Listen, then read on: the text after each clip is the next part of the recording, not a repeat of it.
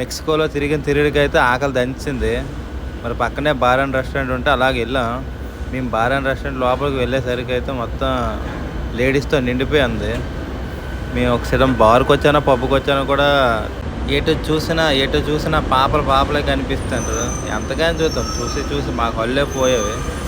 మరి ఏడు చేద్దాంలే అనుకొని ఆలోచించేలోగా వెయిటర్ అయితే వస్తాడు. ఆడికి ఏదో మాకు తెలియదో ఈ స్పానిష్లో అర్థం కానిది అయితే ఆర్డర్ పెట్టాం. టైం ఉంది కదా అనుకొని మరి ఇక మన సంగతి తెలిసే కదా, చుట్టుపక్కల చూస్తాడుగా టైం అయిపోద్ది. అలా చూస్తూ గడిపేశాం. అర్థం కానిది అన్నాను కదా, మీకు కూడా మెనూ చూపిస్తాను చూడండి ఒకసారి. మీకు ఏదైనా అర్థమైతే నాకు చెప్పండి, ఓకేనా?